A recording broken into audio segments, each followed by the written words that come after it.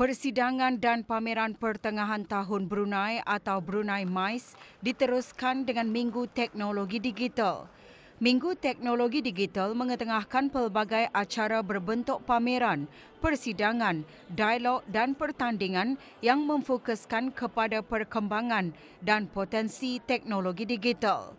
Pameran Minggu Teknologi Digital disertai 13 buah agensi dari sektor kerajaan dan swasta mempamerkan inisiatif dan produk yang mendukung transformasi digital. Juga dilancarkan Pelan Strategik AITI 2020-2025. Pelan Strategik AITI ini bertujuan untuk mendukung usaha mencapai hasil strategik Pelan Indo-Ekonomi Digital 2025. Penyertaan pihak berkuasa industri teknologi info komunikasi negara Brunei Darussalam AITI dalam pameran Minggu Teknologi Digital menampilkan pameran pengalaman 5G. Projek pembinaan semula Sekolah Menengah Sultan Hassan Bangar daerah Temburong antara 6 kontrak yang ditandatangani bersama Jabatan Kerja Raya Kementerian Pembangunan. Penandatanganan juga termasuk bagi projek membekal dan menghantar 35,000 ton metrik aluminium sulfat ke loji-loji rawatan air. Projek meningkatkan taraf loji rawatan air bagi pembinaan loji rawatan air Bukit Barun peringkat 8, projek penambahbaikan sistem bekalan air tangki simpanan Mukim Labu Lakiun daerah Temburong. Projek penambahbaikan sistem bekalan air tangki simpanan Kampung Batang Duri daerah Temburong serta projek kontrak penggal bagi kerja-kerja pemeliharaan sistem klorin peralatan dan personal protective equipment loji rawatan air daerah Brunei dan Muara, Tutong dan Temburong 2021-2023. Sementara itu, perunding Primareka dilantik sebagai konsultan bagi projek kerja-kerja tanah dan infrastruktur Universiti Islam Sultan Sharif Ali, UNISA. Negara Brunei Darussalam mencatatkan nilai jumlah perdagangan lebih 1,600 juta ringgit, peningkatan sebanyak 19% bagi Mac 2021 berbanding pada bulan yang sama tahun lalu. Manakala bagi perubahan bulan ke bulan, jumlah perdagangan bagi bulan Mac 2021 menurun 6.2% berbanding dengan bulan Februari 2021. Jumlah ekspor meningkat 9.3% tahun ke tahun Mac 2020. Ini terutamanya disebabkan oleh peningkatan pengeksportan kimia dan bahan api galian.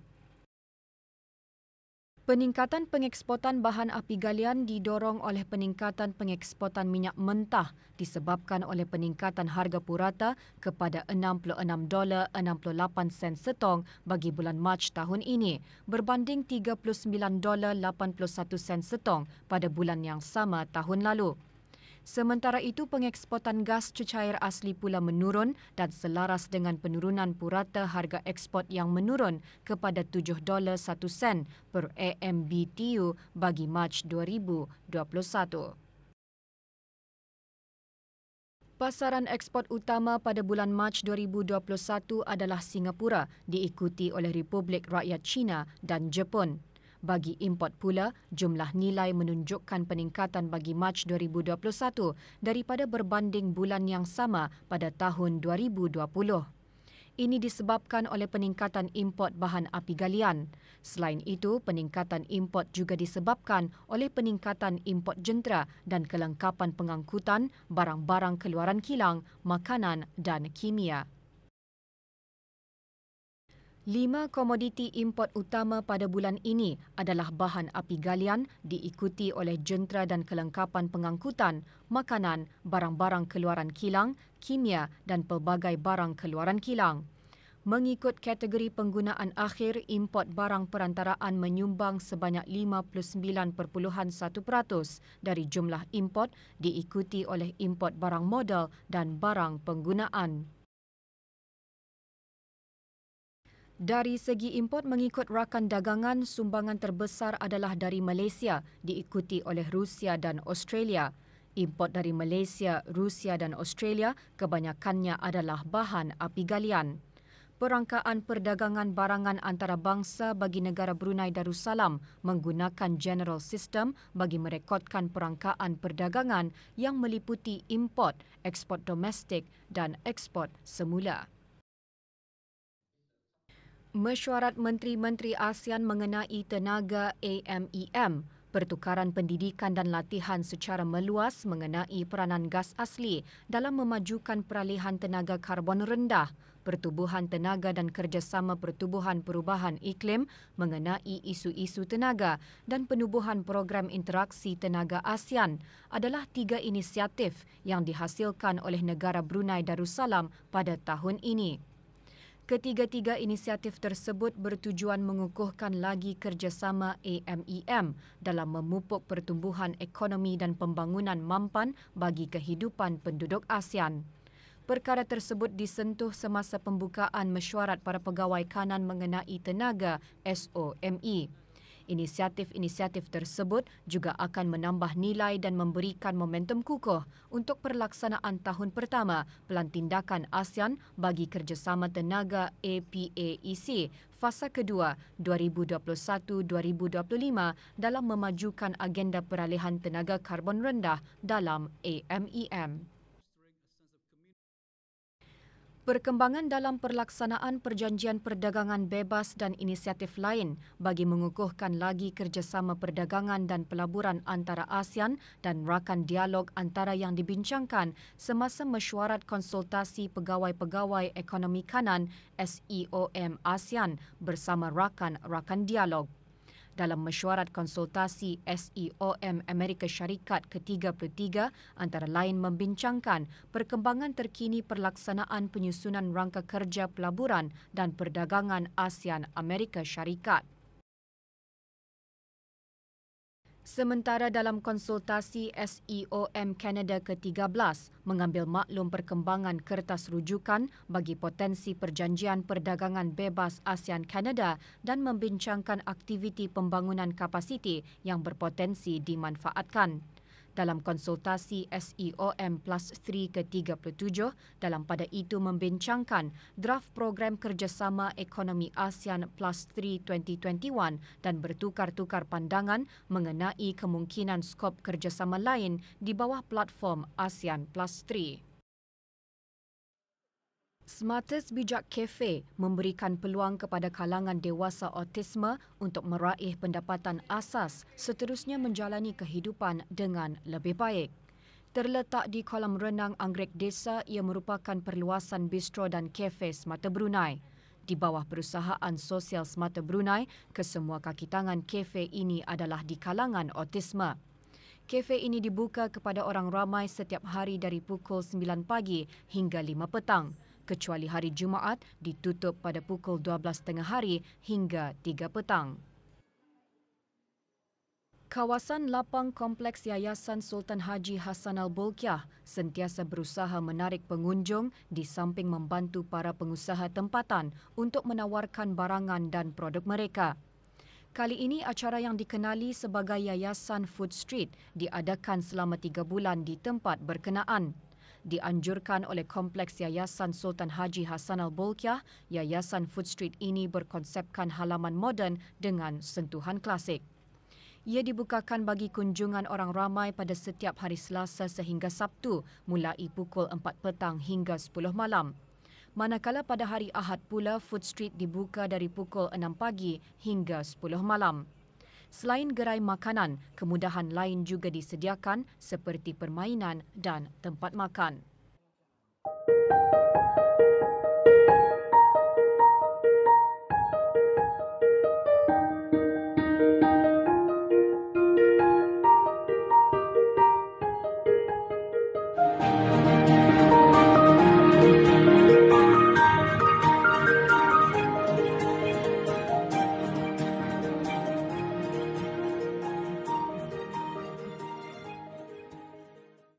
Dalam memeduli kesejahteraan jemaah haji agar dapat menyempurnakan ibadah haji dengan teratur termasuk penjagaan kesihatan dan penginapan serta kenderaan, Darussalam Holdings Sendirian Berhad DHSB telah ditubuhkan pada tahun 1993 atas titah perkenan ke bawah Duli Yang Maha Mulia Paduka Seri Baginda Sultan dan Yang di-Pertuan Negara Brunei Darussalam untuk mengendali bakal-bakal jemaah haji mengerjakan ibadah tersebut. DHSB mengembangkan lagi perniagaannya dengan mula menyediakan pakej umrah pada tahun 1997 dan seterusnya pakej pelancongan pada tahun 2001. Langkah tersebut telah mendapat sambutan yang menggalakkan daripada orang ramai. Setelah lebih 25 tahun ditubuhkan, DHSB telah mencapai beberapa kemajuan di mana sedekat yang lalu DHSB telah dilantik oleh Kementerian Perindustrian dan Sumber-Sumber Utama yang kini dikenali sebagai Kementerian Sumber-Sumber Utama dan Pelancongan sebagai agensi yang mengendalikan pakej dalam negeri iaitu The Islamic Experience. Pada tahun 2017, DHSB telah dilantik sebagai ejen syarikat penerbangan KLM Air France di Brunei Darussalam. DHSB juga menerima beberapa pengiktirafan dari dalam dan luar negara. Di mana Darussalam Holdings telah beberapa kali menerima anugerah dalam senarai 10 penjualan teratas sebagai agensi pelancongan dari syarikat penerbangan Royal Brunei, Singapore Airlines dan Sabre. Pada tahun 2020, walaupun penularan pandemik COVID-19 telah menjejaskan sektor pelancongan, alhamdulillah Darussalam Holdings meneruskan aktiviti pelancongan dalam negeri dengan memperkenalkan beberapa pakej melawat dan pelayaran dengan kerjasama pihak Pusat Sejarah dan Pelancongan Brunei. Jenis-jenis pakej yang ditawarkan adalah seperti Brunei Tour Island Discovery, River Cruise, kenali negara Kinani, termasuk kegiatan budaya dan mengenali produk-produk tempatan, lawatan ke ladang-ladang, aktiviti mendaki bukit-bukit yang berada di Brunei Darussalam, serta lawatan kuliner. Ketika dunia berdepan COVID-19, Darussalam Holdings Sendirian Berhad masih dapat menjana pendapatan melalui produk-produk lain walaupun pakej haji atau jemaah haji negara belum dapat dihantar untuk mengerjakan ibadah haji sejak tahun lepas. Alhamdulillah, Darussalam Holdings menjadi beberapa alternatif produk-produk lain seperti produk akikah. Perkhidmatan akikah ini dibuat sepanjang tahun. Pada mulanya dulu perkhidmatan akikah ini dibuat untuk musim haji sahaja. Namun alhamdulillah sejak awal tahun ini melihat kepada keperluan orang ramai, jadi Darussalam Holdings telah mengadakan pada setiap bulan penyembelihan akikah untuk orang ramai. Jadi kemudahan orang ramai. Begitu juga insya-Allah untuk musim Hari Raya Adha, Kurban, Darussalam Holdings juga menyediakan pakej kurban di Kota Mekah. Jadi pada asalnya memanglah tarikh penerimaan dan pembayaran tutup pada 14 Jun yang lalu. Walau bagaimanapun melihat kepada sebutan yang menggalakkan daripada orang ramai dan permintaan, jadi Darussalam Holdings meneruskan lagi sehingga 5 Julai insya-Allah akan ditutup. Jadi manakala dalam aspek pelancongan, para jurupandu pelancongan turut berusaha mencari idea-idea dan produk-produk baharu bagi menangani kesan COVID-19. Semenjak COVID, banyak sudah kami mencari produk baru, which is produk KNK. So kami bermula dari daerah Tutong dan seterusnya ke Bled dan yang baru di Temburong. Brunei Muara ni alhamdulillah juga banyak yang telah kami lewati. Sementara itu, sokongan daripada Kerajaan ke bawah Duli Yang Maha Mulia, terutama Kementerian Sumber-Sumber Utama dan Pelancongan, sangat dihargai dalam mengembangkan lagi Darussalam Holdings Sendirian Berhad.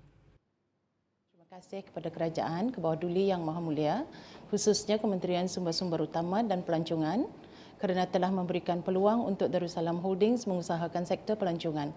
Di samping itu juga, terima kasih kepada Jabatan Kemajuan Pelancongan atas sokongan berterusan yang diberikan terutama dalam program latihan bagi pemandu pelancong, sokongan dalam mempromosikan dan memasarkan di pasaran domestik dan antarabangsa. Apa yang menjadi kelainan pakej melancong dalam negeri di HSB adalah ketika orang ramai menikmati keindahan flora dan fauna, mereka juga berpeluang untuk mendapatkan maklumat sejarah daripada pemandu pelancongan di HSB yang berpengalaman.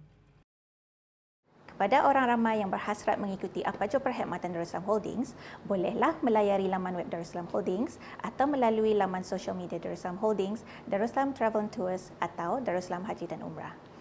Darussalam Holdings juga memasarkan pakej kami melalui rakan kongsi perniagaan, surat khabar dan platform digital yang lain.